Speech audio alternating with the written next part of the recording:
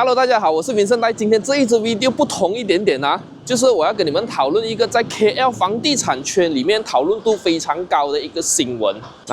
先看看这张图，然后再看看我身后的这一座。其实呢，它就是同一个项目来的，它叫做 8 Conley。这一个号称即将成为 KL 下一个全新的地标，然后它的价值整整有54亿的项目。即将成为全世界最高的螺旋式的双子楼，结果呢，现在变成一个要公开拍卖，变成一个烂尾楼。这中间到底发生什么事情？我将会在这支视频里面呢，做一个懒人包来一一解释清楚整个过程发生什么事情。So， 在还没有正式进入这一支主题之前，记得 subscribe 我的 YouTube channel， like 我的 Facebook page。我们正式进入影片。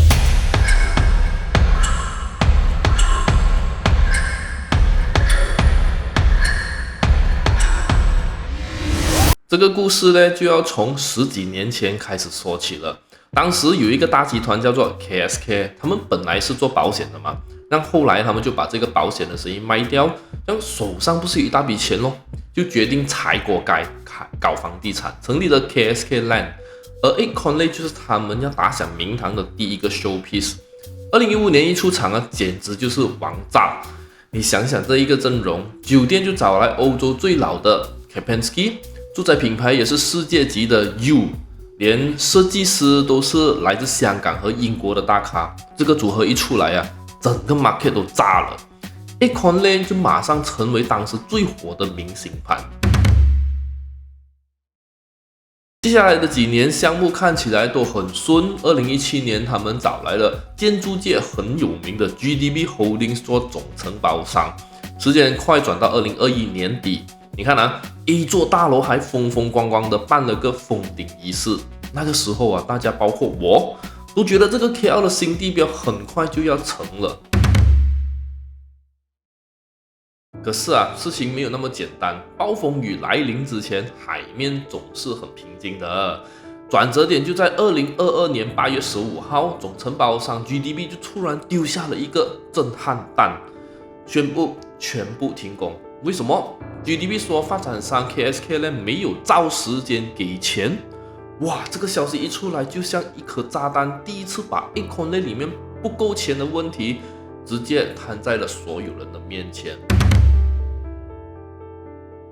到了2023年，情况就变得更糟糕了。4月的时候 ，KSK Land 先发制人，说我不要跟你 GDB 合作了，直接炒掉他们。GDB 哪里有可能就这样算？我们马上就反击吗？5月就把 KSK Land 告上法庭，要他们赔超过10个亿。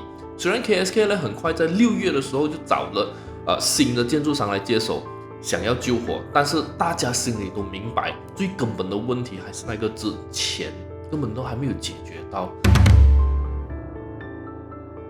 但最后一根稻草呢，就在2024年的1月压了下来。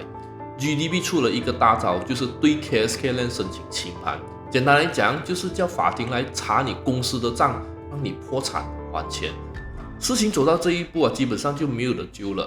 果然，最后因为债务的问题搞不定，整个项目都被银行收了回去。然后在2025年的9月，我们就看到了今天的这个结果：公开拍卖，一个超级地标的梦就这样 game over 了。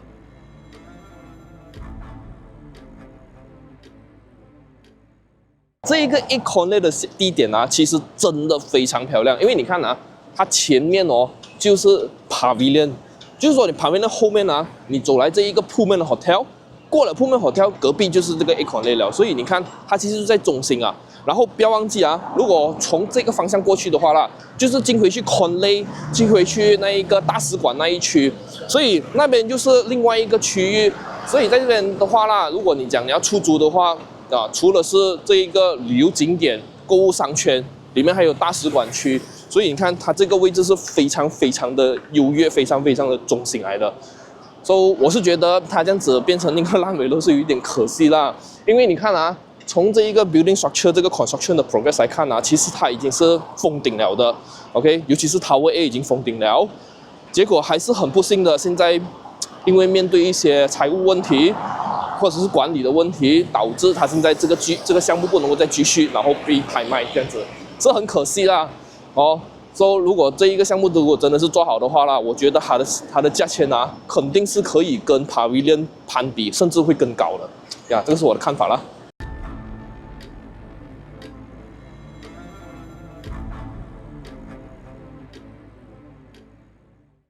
大家是不是跟我一样有一个问题呢？一个起点这么高的 project 为什么会搞成这样呢？我总结了3个重点啊。第一，发展商是新手咯，经验不够。KSK Land 虽然有钱，但是他们毕竟是跨领域的，第一次挑战这种 super high rise project， 对于里面的复杂程度，经验上还是差了一点点啊。第二 ，cash flow management 出了大问题。就连承包商的钱都给不出来，这已经不是小事情了，直接说明他们公司的钱啊，就是转不过来。第3点，我觉得也是蛮关键的啦，就是太重包装了，忽略了内功。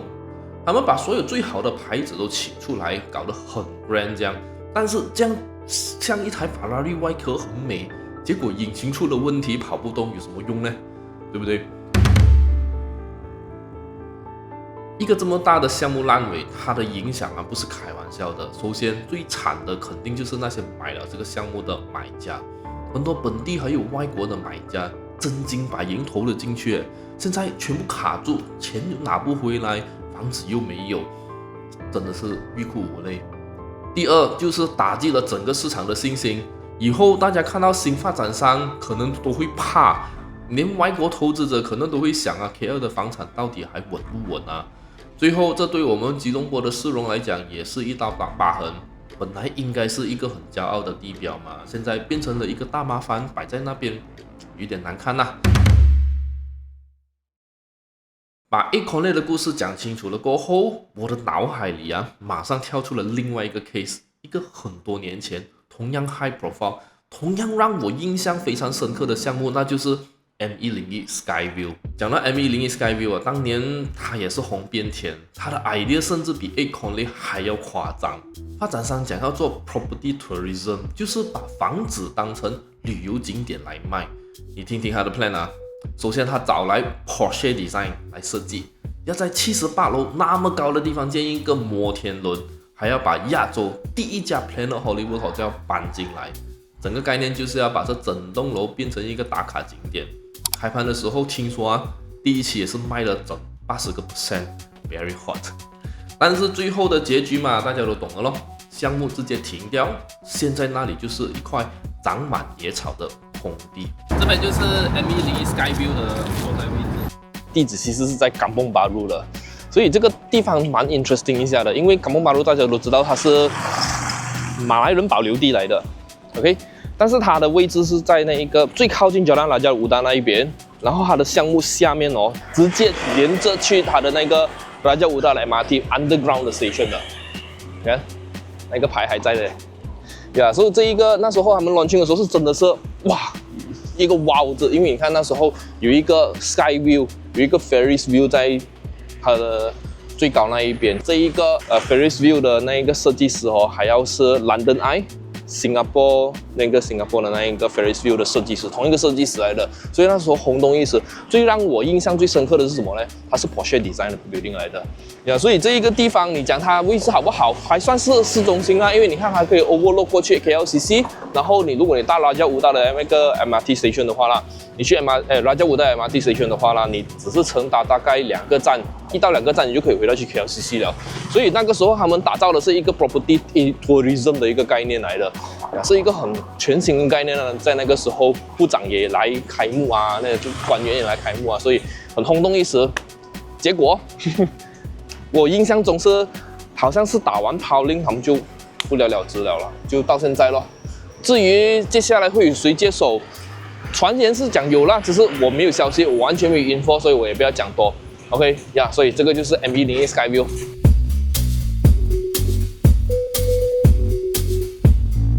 那为什么我要把这2个 project 放在一起讲呢？因为我发现到啊，他们背后有一个很相似的 pattern， 而这一点也是我在这个行业那么多年，特别是我自己亲自有卖过 M101过后啊，越来越相信这一个道理的。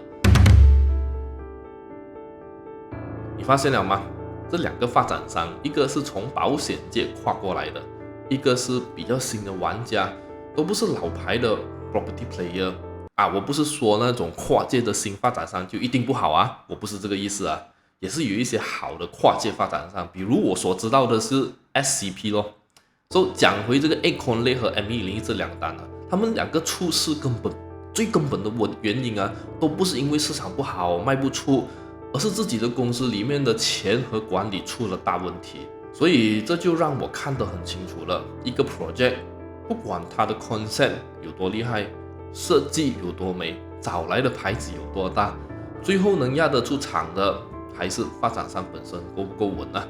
当然我也不是说大牌的发展商就100%没有风险，不是这个意思啊。但是一个有经验有钱的大公司，他们在面对风浪的时候，那个底气啊肯定不一样的。就好像我们生病要开刀，你会选一个刚毕业的天才，还是一个经验老道的主任医生呢？买房子我相信也是差不多同样的道理的，这很可能是我们这辈子最大的一笔钱了。Acorn Lake 和 M101的故事真的是我们 KL 城市发展史上2个很贵的教训。他们留给我们的不只是市中心那2块看了让人心酸的地，更重要的是给所有想买房的人一个血淋淋的提醒。好了，今天就和大家聊到这里了。对于这2个 case， 你有什么其他的想法吗？或者是你身边也有朋友遇过类似的事情？欢迎在留言区留言，大家一起交流。那如果你觉得这一支视频的分享有趣的话，记得帮我按 like、share 还有 subscribe 我的 YouTube channel， like 我的 Facebook page。我是民生呆，我们下一个video见啦，拜拜。